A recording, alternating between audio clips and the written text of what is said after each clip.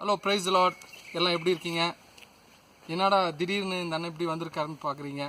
Okay, இது பார்த்தீங்கன்னா எப்பொழுதும் நாங்கள் வழக்கமாக வரக்கூடிய ஒரு இடமா இருக்குது. எங்கள் வீட்டு பக்கத்துலேருந்து சில ஒரு தூரத்தில் தான் இந்த இடம் இருக்குது. எப்பொழுதும் நாங்கள் ஃப்ரீ டைமில் இந்த இடத்துல வந்து நாங்கள் அப்படியே லஷராக உட்காந்துட்டு நம்ம மணி அப்புறம் பிரவீன் இந்த மாதிரி நம்ம ஃப்ரெண்ட்ஸ் எல்லாம் இங்கே வந்து எப்பொழுதும் விளையாடுவோம், உட்காந்து டைம் பாஸ் பண்ணுவோம், ப்ரேயர்லாம் பண்ணுவோம். சரி, இன்றைக்கி இந்த இடத்துல வந்து பார்க்கலாம். எப்பொழுதும் இங்கே ஒரு அருமையான ஒரு ஊற்று தண்ணி இருந்துச்சு, ஒரு நல்ல ஒரு தண்ணி நிறைஞ்ச இடம். இங்கே வந்து நாங்கள் உட்காந்து ப்ரேயர்லாம் பண்ணியிருக்கோம் சில மாதங்களுக்கு முன்பதாக. இன்றைக்கி சரி இந்த இடத்துக்கு வரலான்னு சொல்லி நாங்கள் வந்தோம். இப்போ பார்த்தீங்கன்னா இந்த இடம் தண்ணி நிறைய இல்லவே இல்லை. பார்த்தீங்கன்னா கொஞ்சம் தான் தண்ணி இருக்குது, இல்லாட்டி நிறைய தண்ணி இங்கே வரும். இந்த HUF மேச்சேரி இருக்கவங்களுக்கெல்லாம் உங்களுக்கு தெரியும். இப்போ பார்த்தீங்கன்னா இந்த இடத்துல தண்ணி ரொம்ப கம்மியாக ஓடிட்டுருக்கு. இந்த இடமும் நல்லா செழிப்பாக நிறைய செடிகளாக இருந்திருக்கும். இன்றைக்கு கொஞ்சம் வித்தியாசமாக இந்த இடத்த இருக்கிறத நம்ம பார்க்குறோம். என்னடா இதுக்கும் நம்ம இன்றைக்கி பேசக்கூடிய காரியத்துக்கும் என்ன சம்மந்தம்னு நீங்கள் யோசிக்கலாம். இன்றைக்கி ஒரு முக்கியமான விஷயத்தை குறித்து நம்ம பார்க்க போகிறோம். இந்த உலகத்தில் நாம் ஆசை வைத்திருக்கிற காரியங்கள் அல்லது நம்முடைய மனசை ஒரு காரியத்தில் வைத்திருக்கிறோம் என்று சொன்னால் அந்த காரியம் நாளடைவில் மாறுதலுக்குரியதாக இருக்கிறது. அது மாறிடும், அல்லது அதனுடைய அழகை இழந்துரும், அல்லது அதனுடைய அந்த ஒரு ஈர்க்கும் தன்மை, அதை அட்ராக்ட் பண்ணுற ஒரு அந்த கெப்பாசிட்டியை இழக்கிறதாக இருக்கிறது. என்னவாக இருந்தாலும் சரி, அது மனித உறவுகளாக இருக்கலாம், அல்லது இயற்கையாக கூட இருக்கலாம், மற்ற எந்த காரியமாக இருந்தாலும் நாளடைவில் அதனுடைய அந்த பொலிவை, அது அழகை இழக்கக்கூடியதாக இருக்கிறது. அதே தான் இந்த ஊற்று தண்ணி நம்ம பார்க்குறோம். எவ்வளோ அழகாக இருந்தது, இன்றைக்கு அதனுடைய அழகை இழந்து ஒரு சின்ன ஒரு நீர் ஓடையாக மாறி இருக்கிறதை பார்க்குறோம். நம்ம வேதத்தில் யோவான் எழுதின சுவிசேஷ புஸ்தகத்தில் 4ஆம் அதிகாரத்தை நீங்கள் வாசிங்கன்னா, ஆண்டவர் சமாரியாவுக்கு போகிறார். அங்கே ஒரு பெண்ணை யாக்கோபனுடைய கிணறண்டையில் மீட் பண்ணுறாரு. நீங்கள் வாசிச்சிருப்பீங்க. அந்த இடத்துல அந்த சமாரியா ஸ்திரீக்கிட்ட நிறைய காரியங்கள் ஆண்டவர் பேசுகிறாரு. அதில் ஒரு முக்கியமான விஷயம் தான் இந்த ஜீவ தண்ணீரை குறித்து ஆண்டவர் பேசுகிறதை பார்க்கிறோம். என்னங்க ஜீவ தண்ணீர் கேட்கலாம். ஜீவ தண்ணீர் என்று சொன்னால் அந்த ஒரு குறிப்பிட்ட தண்ணீர் ஒரு காலம் வற்றி போகாததா இருக்கிறது. ஆண்டவர் அதான் சொல்றாரு. அந்த கிணற்றில் இருக்கிற தண்ணீர் ஒரு வேளை வற்றி போகலாம். அந்த ஸ்திரீ சொல்றா, ஆண்டவரே நீங்க கொடுக்குற தண்ணீர் வற்றி போகாதுன்னு சொல்றீங்களே, இந்த கிணத்துல இருக்கிற தண்ணியை வற்றி போயிடும், நீங்க கொடுக்குற தண்ணி எப்படி வற்றி போகாமல் இருக்கும் என்று சொல்லி ஆண்டவர்கிட்ட கேட்குறாங்க.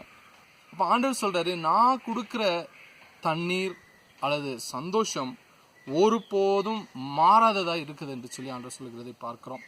இன்றைக்கு வீட்டில் இருக்கீங்க, நிறைய காரியங்களை செஞ்சுருக்கீங்க. நிறைய பேர் கேம்ஸ் விளையாண்டே போர் அடிச்சிருப்பீங்க, டிவி பார்த்து போர் அடிச்சிருப்பீங்க, ஃப்ரெண்ட்ஸ் கூட சேட் பண்ணி போர் அடிச்சிருப்பீங்க, நிறைய காரியங்கள் செஞ்சு போர் அடிச்சிருப்பீங்க, புதிதாக சமைச்சு போர் அடிச்சிருப்பீங்க.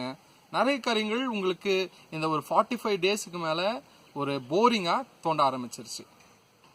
ஏன்னு பார்த்தீங்கன்னா, சில நாட்களுக்கு முன்னாக பிடிச்ச அந்த காரியம் இன்னைக்கு அது அந்த அளவுக்கு உங்களுக்கு அட்ராக்டிவாக இல்லை. அப்போ ஆண்டவர் பார்க்குறாரு, ஒரு மனுஷனுக்கு ஒரு காரியம் நாளடைவில் அதனுடைய இம்பேக்டை அது வந்து குறைச்சி கொண்டு இருக்குதுன்னு ஆண்டவர் பார்க்குறாரு. அதனால தான் சொல்கிறாரு, நான் கொடுக்கறதான தண்ணீர் ஒரு காலம் வற்றி போகாது. 13-14 வசனங்கள் நீங்கள் வாசிங்கன்னா அது ஆண்டவர் சொல்கிறார். இன்றைக்கு ஆண்டவருடைய சமூகத்தில் நாம் கடந்து வருகிறோம். டெய்லி ஜாம் பண்ணுறோம், ரொம்ப சந்தோஷம். பைபிள் வாசிக்கிறோம், ரொம்ப சந்தோஷம். ஆனால் எந்த அளவுக்கு இந்த காரியங்களை நாம் விருப்பப்பட்டு செய்கிறோம், ஒரு கடமைக்காக செய்கிறோமா, அல்லது நம்ம ஒரு வீட்டில் இருக்க கம்பல்ஷனுக்காக சில காரியங்களை செய்கிறோமா என்று சொல்லி பார்க்கும் பொழுது நிறைய பேர் இப்படி தான் செஞ்சுட்ருக்கோம். ஆனால் இன்றைக்கு ஒரு மாற்றங்கள் நம்முடைய வாழ்க்கையில் வரணுங்க. இந்த சூழ்நிலை எப்படி போகும் என்று சொல்லி தெரியாது. நாம் ஆண்டவரை எந்த அளவுக்கு இருக்கிறோமோ அந்த அளவுக்கு நம்முடைய வாழ்க்கையில் யாருனாலும் அழிக்க முடியாத ஒரு சந்தோஷத்தை ஆண்டவர் தர வல்லமை உள்ளவராக இருக்கிறார். இந்த உலகம் தரக்கூடிய சந்தோஷத்தை போல ஆண்டவர் தருதில்லை. அவர் ஒரு விசேஷமான சந்தோஷத்தையும் சமாதானம் தருகிறார். அது ஒருபோதும் வற்றி போகாது, அது ஒருபோதும் தீந்து போகாது, அது ஒருபோதும் உங்களுக்கு போரே அடிக்காது. கர்த்தருக்கு பிரியமானவர்களே, நமக்கும் மற்றவர்களுக்கும் இருக்கிற வித்தியாசம் தான். ஆண்டுடைய பிள்ளைகளுக்கு அவருடைய சமூகம், அவருடைய பிரசனம் ஒருபோதும் போரிங்காக இருக்கவே இருக்காது. அதுதான் இன்னைக்கு உங்ககிட்ட நான் பேச விரும்புகிறேன். ஒருவேளை உலகத்தின் காரியங்கள் மாறலாம், உலகத்தினுடைய அன்பு மாறலாம், ஃப்ரெண்ட்ஷிப் மாறலாம், அல்லது நமக்கு பிடிச்ச காரியங்கள் அதனுடைய இம்பேக்டை அது கொஞ்சம் கொஞ்சமாக இழக்க ஆரம்பிக்கலாம். ஆனால் நாம் ஆராதிக்கிற தேவனுடைய கிருபை, அவருடைய அன்பு ஒருபோதும் மாறாததாக இருக்கிறது.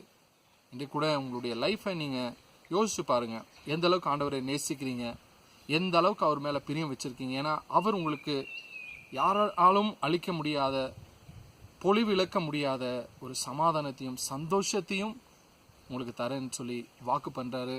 ஆகவே இந்த நேரங்களில் யூஸ்ஃபுல்லாக நீங்கள் பண்ணுங்கள். நல்ல காரியங்களில் உங்களுடைய நேரங்களை செலவழிங்க. பைபிள் வாசிங்க, ப்ரேயர் பண்ணுங்கள், ஆண்டவர் சம்பளம் காத்துருங்க. ஆகவே யாராலும் அளிக்க முடியாத சந்தோஷத்தையும் சமாதானத்தையும் ஆண்டவர் உங்களுக்கு தருவார். இதை நீங்கள் நல்லா ஞாபகம் வச்சுக்கோங்க. எந்த காரியத்தை குறித்தும் கவலைப்படாதீங்க, எந்த காரியத்தை குறித்தும் டிஸ்ட்ராக்ட் ஆகிடாதீங்க, டிஸ்கரேஜ் ஆகிடாதீங்க, டிஸப்பாயிண்ட் ஆகிடாதீங்க.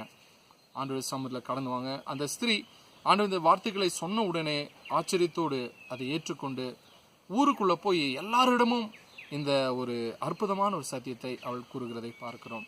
இன்றைக்கும் நாம் வாழ்க்கையில் அனுபவித்து கொண்டு இருக்கிற இந்த சந்தோஷம், ஒரு கிறிஸ்டியனா அல்லது ஆண்டவருடைய பிள்ளையாக இருந்து நாம் பெற்றுக்கொள்கிற இந்த சந்தோஷத்தை மற்ற இடத்திலும் ஷேர் பண்ணுங்கள். ஏன்னா காலம் கடைசியாக இருக்கிறது. ஆண்டவருடைய வருகை ஒவ்வொரு நாளும் சமீபமாக கொண்டு இருக்கிற இந்த நோய்களுடைய காரியங்களை பார்க்குறீங்க. இன்றைக்கி இந்தியாவில் 75,000,000 மேலே 75,000 மேலே மக்கள் இன்ஃபெக்ட் ஆகியிருக்காங்க. உலகம் முழுவதுமாக பல லட்சம் மக்கள் அஃபெக்ட் ஆகியிருக்காங்க, மரித்து போயிருக்கார்கள். ஆகவே அழிந்து போகிற ஆத்துமாக்களுக்கு நாம் தான் உத்தரவாதம். ஆகவே நாம் பெற்றுக்கொண்ட இந்த சந்தோஷத்தையும் சமாதானத்தையும் ஜீவ தண்ணீராகிய அந்த கர்த்தருடைய அன்பையும் கிருபையும் நாம் மற்ற இடத்துல நாம் பகிர்ந்து கொள்ளலாம். நாம் ஜெபிக்கலாம். உங்களுக்காக நான் ஜெபம் பண்ணுறேன். கண்களை மூடி ஜெபிக்கலாம். நேற்றும் இன்றும் என்றும் மாறாதவரே, அப்போ அந்த அருமையான பகல் வேலை கொடுத்ததுக்காக நன்றி. இந்த அருமையான சுற்றுப்புற சூழ்நிலை அழகான இந்த இடத்துல இன்றைக்கு நம்முடைய வார்த்தைகளை பிள்ளைகளிடத்தில் பகிர்ந்து கொள்ளும்படியாக தேவன் பாராட்டின கிருபைகளுக்காக நன்றி. ஆண்டவர் யோவான் 4ஆம் அதிகாரத்தில் நாங்கள் வாசிக்கிற அந்த சத்தியத்தின்படி நீரே ஜீவ தண்ணீராக இருக்கிறீர் என்று சொல்லி நீங்கள் சொல்கிறீங்க. உம்மிடத்தில் வருகிறவன் ஒரு நாளும் தாகம் அடைய மாட்டான் என்று சொல்லி வசனம் சொல்கிறது. இன்றைக்கு ஒருவேளை இந்த ஊற்றை நாங்கள் பார்க்கிறோம். ஒரு காலத்தில் நல்ல தண்ணி நிறைய போயிட்டு இருந்துச்சு, ஆனால் இன்றைக்கோ வற்றி இருக்கிறதை நாங்கள் பார்க்கிறோம். கொஞ்சம் தண்ணி தான் இருக்குது. ஆனால் நீரோ எங்களுக்கு ஜீவ தண்ணீரை தருகிறேன்னு சொல்கிறேன். உம்மிடத்தில் வந்து குடிக்கிறவனுக்கு மறுபடியும் தாகம் எடுக்காது. மற்ற உலகத்தின் காரியங்கள் மேல் நாங்கள் ஆசை போகாது. ஆண்டவரே, ஜீவ தண்ணீராக உங்களுடைய சமூகத்திலே நாங்கள் கடந்து வர கர்த்தர் உதவி செய்யுங்க. இதனால் இதை கேட்டுக்கொண்டு இருக்கிற ஒவ்வொரு பிள்ளைகளுடைய வாழ்க்கையில் ஒரு மாற்றங்களை தாங்க. ஜீவ தண்ணீராகிய உங்களுடைய சமூகத்தில் எல்லாரும் கடந்து வர உதவி செய்யுங்க. இந்த கரத்தில் இதை கேட்டுக்கொண்டு இருக்கிற ஊரையும் நான் ஒப்புக் கொடுக்கிறேன். இயேசுவின் மூலம் இந்த ஜபத்தை இருக்கு நல்ல பிதாவே, ஆமென். எனக்கு அருமையான பிள்ளைகளை இதை பார்த்துருப்பீங்கன்னு நினைக்கிறேன். ஆண்டவர் மேல் அதிகமாக அன்பு வைங்க. அவரிடத்துல எந்த அளவுக்கு நீங்கள் அன்பு வைக்கிறீங்களோ அந்த அளவுக்கு உங்கள் வாழ்க்கையில் பாடாத சந்தோஷத்தையும் சமாதானத்தையும் என் தேவன் தர விரும்புகிறார். Okay, thank you so much. பாய்.